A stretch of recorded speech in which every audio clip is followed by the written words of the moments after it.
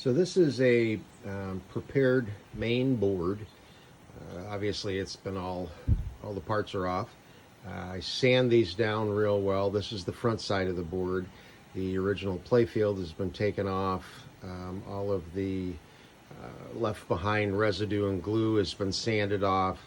And then on this side of the board, I use just a single coat of polyurethane. Now, the back side of the board, I double coat. I don't know why, I just do. But, so that's the back side of the board. Now, before I put the Playfield on, one thing that I do is I take a 3/32 drill and I go in right where the original wire that holds the rails on, and I drill out every one of those holes. Now what that does is it gets any of the polyurethane that got into the hole, cleans the hole out, makes it a little bit bigger than it originally was, and it makes putting the wires back in so much easier. I use the original wires. I've made videos about that, so you can refer to that, but I use the original wires, and by opening those holes, it makes it a lot easier to get the wires back in when you go to put the rails on. Now this board again has had one coat of polyurethane, and then I sanded it with very fine sandpaper. You want to get any like overspill or any you want this board to be really flat. So if you're polyurethaning the backside and some polyurethane gets here and there's just a little extra there, you just want to sand that flat. It will show through when you lay down it doesn't show through, but it shows the irregularity of the polyurethane on the Playfield. So that's how I get the board ready. And then again, you can refer to the video that I do on the putting the Playfield on, and then after that I'll show you what I do after the Playfield's on. Okay, so the new Playfield is on. I use the blue painter's tape to hold the plastic sheet well, and this is in the other video, but I'm going to save this. I will use this later, so I'm just going to take this off for now and put it where it won't get all messed up. So a couple of things that I use, I got these nice rollers. I've got a couple of different sizes of them, and I just roll the Playfield back and forth a number of times. The clear coat of over the Playfield tends to trap a lot of air underneath it. You'll see when you do it. And there's a variety of ways of getting it out, and I'll go over some of those in just a minute.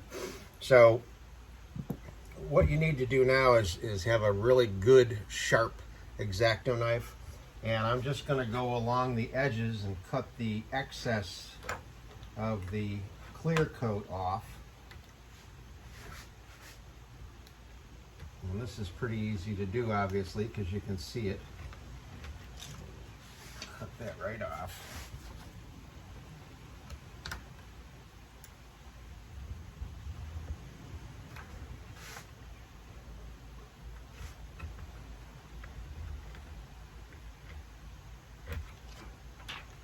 And then you've got the piece on the other side. It's a little easier to turn this around to get to the other side. Now notice I've got a towel down. I've got a whole bunch of these just old junk towels that I use. Keeps things easy. It makes it easier to see parts that you drop, but it also is a nice soft surface to protect the board, so you don't scratch them, bang them, so on and so forth. All right, so the next thing that you do is you need to cut out all of these holes, and it's pretty easy to do. You can feel them, you can see them. Don't forget to do your locating holes. There's one at the top, one at the bottom. But essentially, you just see where that edge is, and you just run the knife right around the edge of the board like that, and just take it right out. So I'll do all of the holes, and then we'll show you what we do next. All right, so all of the holes have been cut out on this, and you still can see the air pockets, and I just kind of work them a little bit, but for right now I'm not all that worried about the air pockets. I'll deal with them in a little bit. So This is a question that a lot of people have, and that is, you know, how do you know where all the holes for nails and things belong? Well, it's relatively easy. When you take the old Playfield off, this one came off pretty rough. A lot of the original paper stayed on the board. This is the original paper of the Playfield right here. And then this is the paste, the wallpaper paste. That all gets scraped off and sanded off, obviously. But you take the original Playfield and you lay it on top of the new one, and you've got the major holes that are cut out. So that gives you a starting point. Now these are called dissecting probes. I buy these at a science store. So it's just a real sharp point. So you get this lined up pretty well, and then you just pick a hole and you poke down through like that, and then I'll come up here somewhere and poke, and I just go around. I've got a bunch of these probes. You probably only need a couple of them to do this, but I've got enough of them that I go around and get a bunch of different places located like that. Okay, so now I know that the old Playfield is lined up perfectly with the holes in the new Playfield, and then I go back to my tape that I took off before, and I'm just going to put little pieces of tape here to hold the Playfield down temporarily.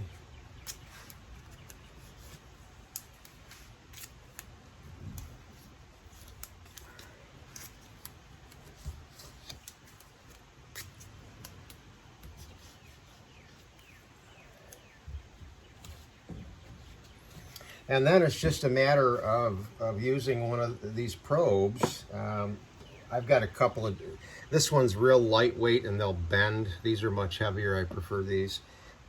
You just very methodically go along and poke through the original Playfield into the new Playfield. And I've done so many of these that I pretty much know where all the holes are supposed to be for what things go back onto the Playfield. So I usually don't miss any, but sometimes you do. It's just kind of the nature of the thing. And remember, down here, there's a couple of holes because your launch rail starts way down here below the old Playfield. So I'm just going to go along and poke a lot of holes, and then we'll get to the next step. All right, so I've punched all the holes, or at least I think I've punched them all.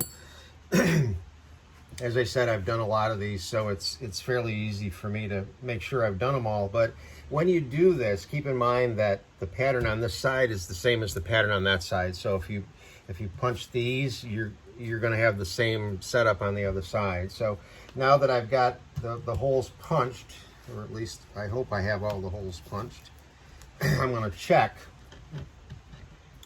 And the easiest way to do that is just to get rid of the tape and then just lift up and down. Look where you've got holes in your original Playfield and make sure that those holes are now in the new Playfield. And again, I look for the same pattern of holes on both sides. Every once in a while I'll forget a whole run of nails, and I'll look and I'll go, wait a minute, and I just know that they're there. So you can just drop this back down and do your poking. So it looks pretty good.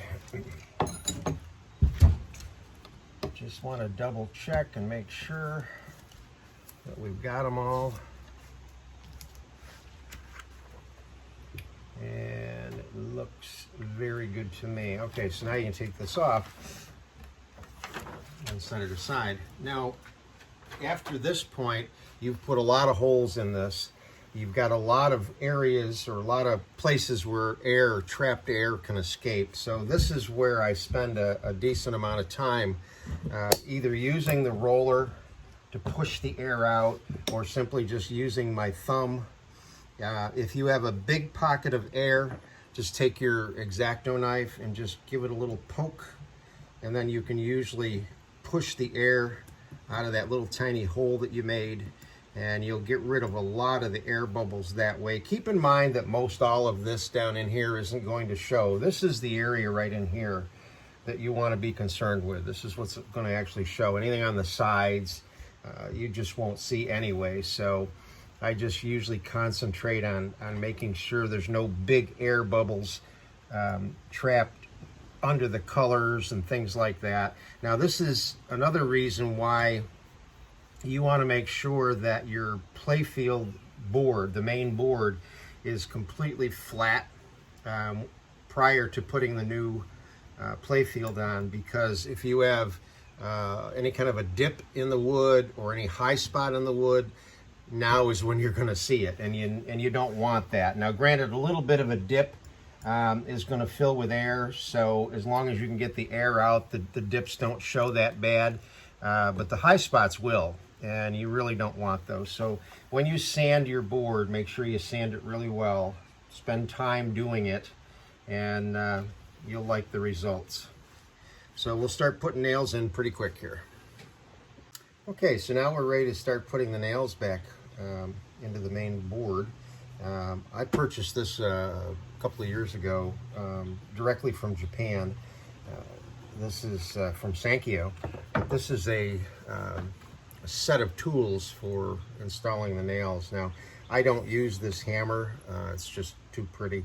And I don't use these gauges here. I'm not really sure what they're for, to tell you the truth, but I use this height gauge all the time.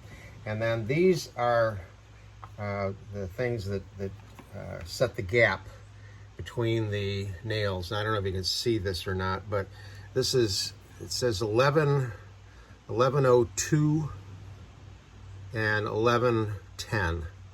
So that's the diameter of the ball at each end, and then this one I think is 4 and 6. I use this one. The reason that I use it is because I want the gap to be as big as possible, so that players will win. I'm sure in the halls the gap was much smaller, but they probably used 1102. So this is an official height gauge. You do need this. You will also need something if you don't have an official one, obviously. You'll need something to take its place. And I'll show you, this is just balsa wood. I'll show you how to make these in just a second. So I have the official tools. I also have a short pair of needle nose, a small jeweler's style hammer, and then I've got a big rubber mallet. Now this is what you need to drive the nails into the board, and then I use this one to adjust them. So it really doesn't make any difference where you start, and I usually just go around and do different things based on whatever I feel like doing. So these are the nails over here. These have been tumbled. They're nice and shiny. What you're looking for is the ones that have the curl on the end. Every once in a while you'll come across a straight one, and I just throw it in here because it's a straight nail for a trim piece. So you just pick a spot and you just start to drive the nails in. Now these nails will pretty much find their own depth. I mean, they came out of a hole that was, just making up a number, a ½ inch deep. You're going to put it back into a hole that's a ½ inch deep. Nothing changed there. So I do a section like this, and then I use the height gauge to check the height. So I want to make sure that the head of the nail is just under this, and they all look good. If not, I just get a little bit of a tap. I can tell usually when they're up too high.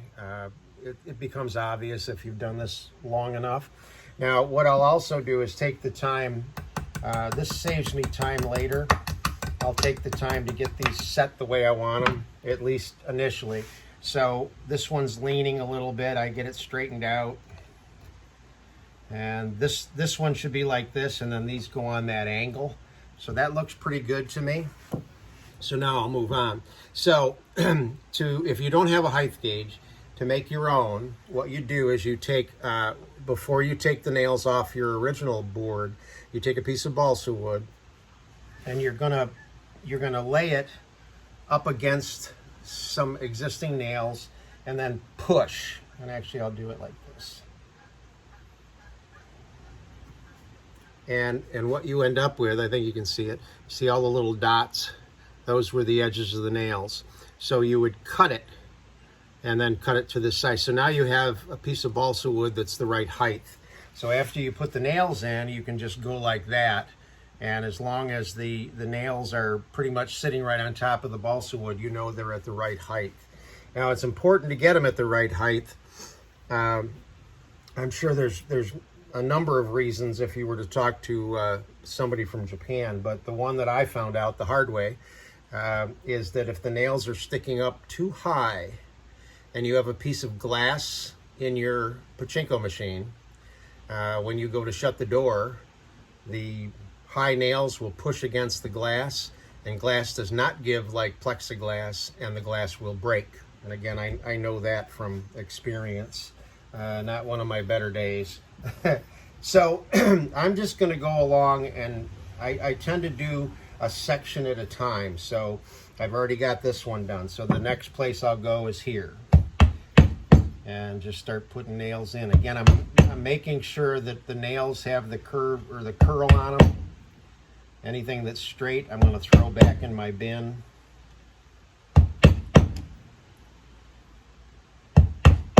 Okay, and just get them setting up like that. Those all look good. I'll check them. Yep, those are all fine. Now, somebody asked me yesterday about the angle of the nails, and we'll talk about that in just a minute. The angle of the nail, let me see if I can figure out how to show you this. All right, if this, what's the best way of doing it? Like this. If this is the surface of the playfield, and this is the nail that is sticking out of it, ideally they go in perpendicular. In other words, there's a 90-degree angle right here, okay? All the nails on a pachinko board should be up with an angle of 4 degrees. So they should be just up a little bit. Now, I'll be honest with you, I don't measure 4 degrees, but I make sure that all my nails are up just a little bit rather than being down. You want them up just a little. And when I get to an area where I can explain it easier, I'll tell you a little bit more about angling nails this way or that way, okay? All right, so we're down here now. This is in front of a pay pocket, and I'm going to take the 11.1 gauge, and if you notice, the ball won't go through, okay? So these nails are too close to each other. So I'm just going to take a little bit of a tap on each nail and widen that gap.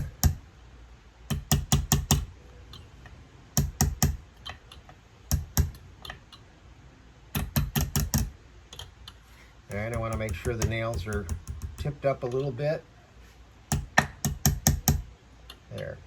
Okay, so that right now it's going through without any resistance. Okay, so you can see this. How does that look? Okay, it's these two nails right here. Okay, so I've got the nails relatively perpendicular to the board. I've got them gapped. I've got them gapped with a big space, but I don't want to over gap them. I don't want to spread these nails wide open. People think that if that's wide open, the ball's just going to go drop into the pay pocket, and that's not the case. When a ball comes down like this, you need it to be able to go down through that gap, all right? But if it comes down on a slight angle like this, or like this, in other words, it's not going to hit the gap. That's why you want the nails bent up just a little, because you want the ball to kind of jump back up, and you don't want them to be leaning left or right too much, because as a ball comes down the board like this and it hits a nail that's bent, in this case to the left, it's going to hit that nail and bounce in the opposite direction. So if it hits this one, it's going to bounce this way. If it hits this one, it's going to bounce that way. So as you start to do your nails up in here, a big curve of nails doesn't really matter that much, but the more single, like in here where you've got a single pattern of nails, you want to get the nails bent ever so slightly left or right to try to force the ball typically into the middle of the playfield, because that's you always want a ball to launch and come down through the middle of your playfield if at all possible, unless you're trying to hit this pay pocket over here or something like that. But on an initial launch, you want the ball to come up and go down through the middle of your playfield, because typically that will open the side pockets and so on and so forth. So you want to set your nails to try to force, when it bounces, you want to get it, anything on this side, you want it to bounce and go here. Anything on this side, you want to bounce and get it to here. And it just comes with experience. You've got to play with it. You don't want to bend them too much, because they'll bounce too much. It's just a fine thing, and it comes from practice.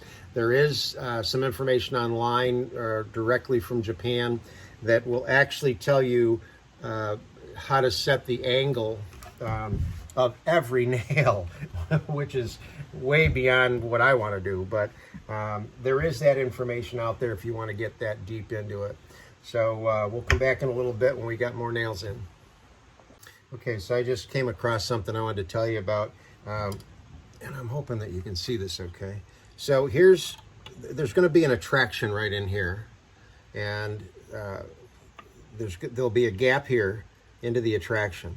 All right, now there's also a gap here that if the ball comes down through here, it would go in it could go into the attraction this way. So obviously you have to set a gap there.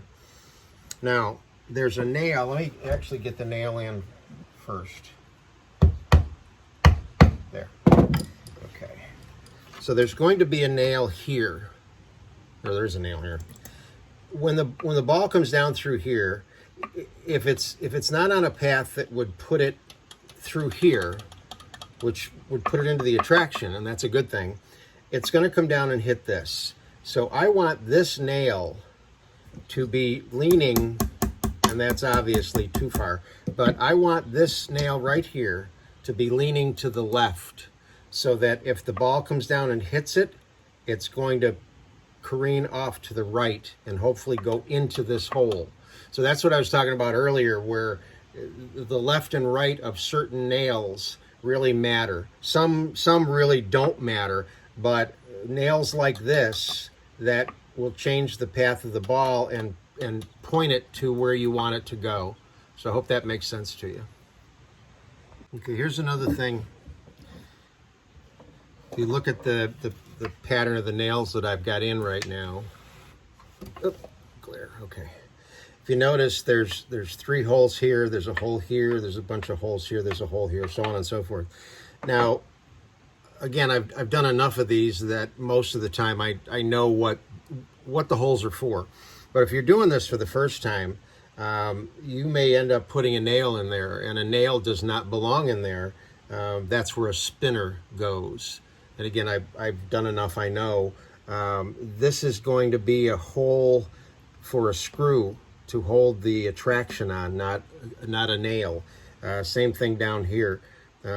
These will be screw holes, not nail holes. That's a screw hole. These are nail holes. So what you want to do is make sure you take pictures of the front of your machine, a nice, clean, close picture of the front of your machine, so that you can go back and, especially if you have a camera or a phone, you can open that picture up and magnify it and see a specific area and say, oh yeah, that's right, a nail doesn't go there, but it does go there. So, I mean, you can always pull them out later if you make a mistake, but that's the easy way to do it. Okay, so all the nails are on. Get it up like that, I guess is good. So what I have been doing lately, I guess, I used to just put all the nails in and then adjust them later. I found that if I put a group of nails in and then adjust it, and another group and adjust, and so on, down the road it actually saves time.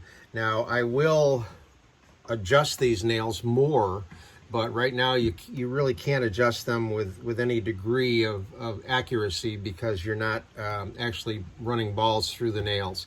But one thing that I do check to make sure of, and that is you've got 2 here, a bunch here, and 2 here. You need to make sure that that ball will go all the way through. Same thing over here. Now, when you get over into this area, this is where a tulip is, and you've got to make sure the ball will go into the tulip, but you also need to make sure that there's the right spacing between the rest of the nails, especially in the zigzags over here. You got to make sure that you can go in and out of all these nails and have a gap there. Sometimes I'll forget and I'll get 2 nails too close together and I'm playing and all of a sudden a ball just hit and just sit there.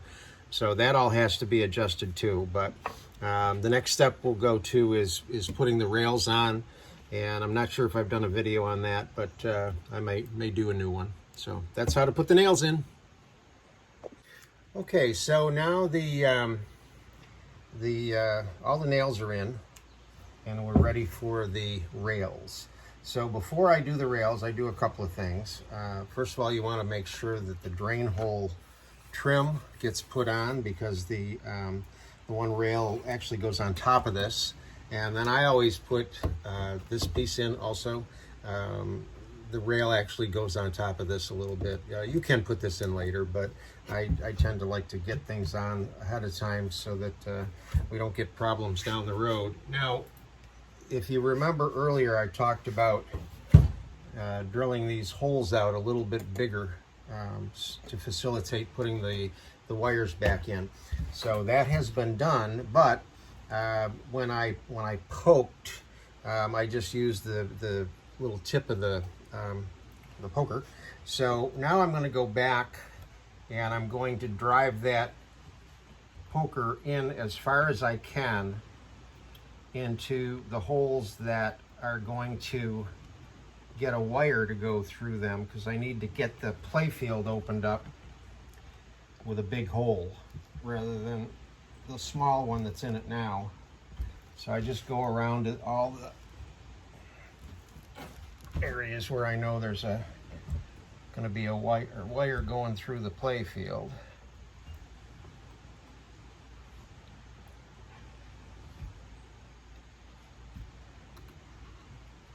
There. Okay, so now I've got a nice big hole in the Playfield. So I start with the launch ramp first, just because it makes sense to me to do that. I don't think it really makes any difference. So these are the original rail wires that I did a video on taking these out. I know I did, but I reused the original rail wires. I run them through my sonic cleaner to get the rust off of them. Now on the launch rail, depends on the machine and the manufacturer.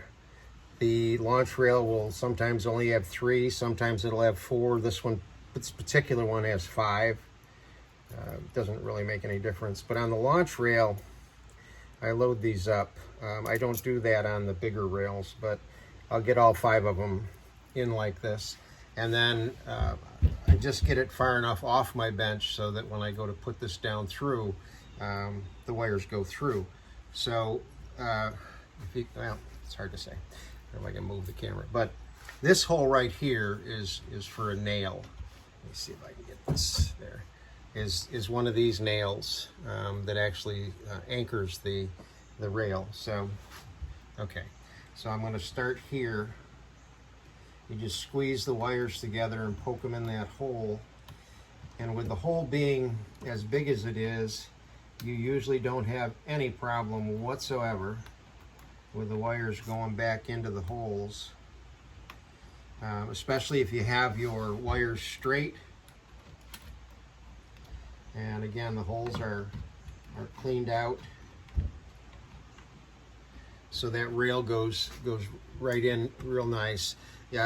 One thing you need to be very sure of is when you put the rail in, you see where the right up in here, where the wires hold it down. Right now there's a gap in there. I haven't pulled them down yet.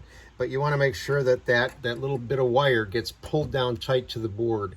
If it's still sitting up a little bit, when you go to launch a ball along here, it'll actually hit that wire and won't launch properly. So, is that a good view? Let me back this up a little. There you go. Okay. Okay, so here's the wires that come up, 1, 2, 3, 4, 5. And if you look on the board, you can see where they were, because they rust and make dark stains, which is kind of nice. So I take a heavy pair of needle nose and I grab and just use the fulcrum of the pliers to pull, and that ensures that it pulls those wires right up tight against the playfield on the opposite side. And then I'll use a smaller pair and I'll grab one of the two and just bend it down and bend the other one down. Bend that down and the other one down. And I bend them obviously in the same direction as they originally were, like that, okay? So they're bent down. Now I just take a quick check and make sure that that rail is nice and tight to this board. So now you take your needle nose pliers, and you can see where the hole in the board is that wire is going to go into. So right at that point, you're going to bend that wire 90 degrees, and you just force that wire back into that hole, and you do it with both of them. And then you take the hammer and you just nail it down. I mean, that's all there is to it. I've seen people do all sorts of crazy stuff, putting the rails back in. I used to, when I first started doing this, I used to have a heck of a time getting the original rail wires out, and I would ruin them. So I would buy stainless steel wire and make my own to replace them with. But I developed this process of allowing me to pull the original rail wires out without too much trouble at all. So they go right back in pretty easily. Now I'll show you, as I get the last one in, I'll show you a couple of things too that you need to be aware of.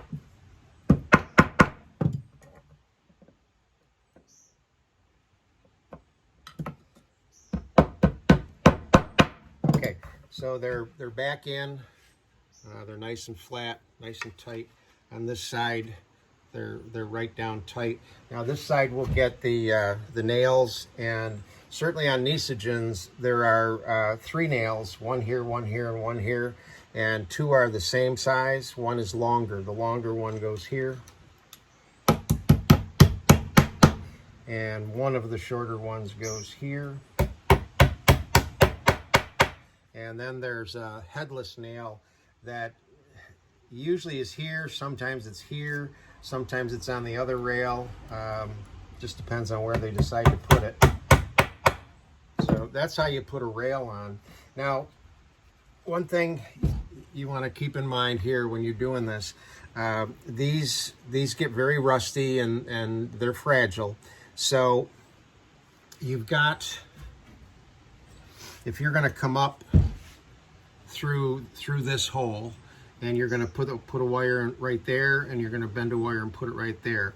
If you go to bend that wire and it breaks, or if that wire is really too long, cut a little bit off, because you're not putting the exact wire back in the exact hole. But more than likely, when you bend the end, it'll break. No problem. All you're going to do is take a drill and come back to here and just drill a tiny little hole And then instead of using the original hole, you use one that you created. So it's not a big deal to get the rails in. Usually what I'll do is I'll do this one next, and I'll get this, I'll get it started on this side, and then I'll bring it around and finish it on this side. And then I put the big main one back in place, and I put 2 or 3 wires in to get it started, and then I just work the wires in and bring it around. So that's the nails and the rails, and then you can just start putting all the attractions and stuff back on. So hope you enjoy it. Thanks.